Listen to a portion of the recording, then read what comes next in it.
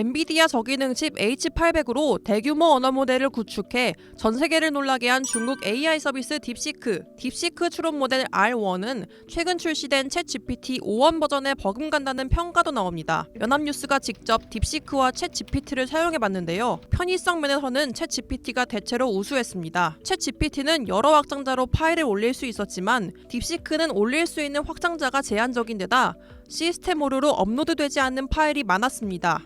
최근 AI 개발의 화두인 추론 능력은 선뜻 우열을 가리기 힘들었습니다. 챗GPT와 딥시크의 고난이도 수학 문제를 입력하자 모두 정답을 맞추고 전체 사고 과정을 서술했습니다. 수열의 일반항을 도출하는 것 자체는 챗GPT와 딥시크가 동일했습니다. 챗GPT는 일반항을 구하는 과정을 생략했지만 딥시크는 구체적인 과정을 전부 보여줬습니다.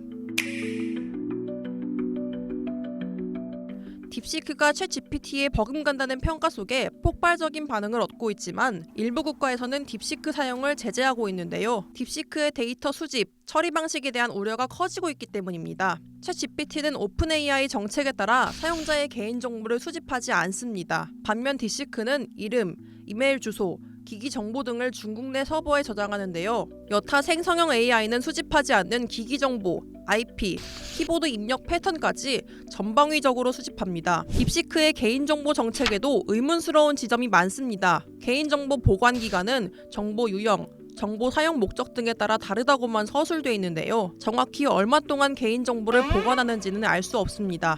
딥시크 내 어느 부서에서 개인정보를 관리하는지도 구체적으로 명시되지 않았습니다.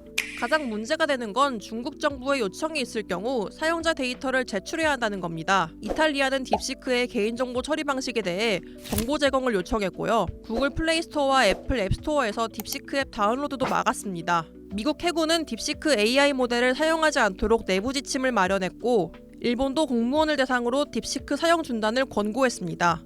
한국은 개인정보보호위원회가 데이터 수집 범위와 처리 방식에 대해 딥시크의 구체적인 답변을 요구했는데요. 국방부, 외교부, 산업통상자원부는 지난 5일 업무용 컴퓨터에서 딥시크에 접속하지 못하도록 아예 차단했습니다. 이들 부처는 민감한 기밀 정보를 많이 취급하는데요. 딥시크가 사용자 데이터를 과도하게 수집한다는 우려가 제기되면서 딥시크 접속을 제한한 겁니다. 일반 사용자의 우려도 커지고 있습니다. 딥시크의 시진핑, 천안문 사태 등을 검색하면 먹통이 되는 사례가 발생하고 있기 때문인데요. 먹통의 원인이 중국 정부의 검열 때문이라는 의혹도 딥시크의 안전성에 대한 의구심을 증폭시키고 있습니다. 취재진이 시진핑, 천안문 사태, 홍콩 민주화 운동 등을 여러 차례 검색하자 해당 계정으로는 딥시크 서비스를 더 이상 이용할 수 없게 됐습니다. 정보업계에서는 중국 정부의 자동 검열 시스템에 따라 특정 단어가 검색에 포함되면 자동으로 계정이 차단될 수 있다고 지적합니다.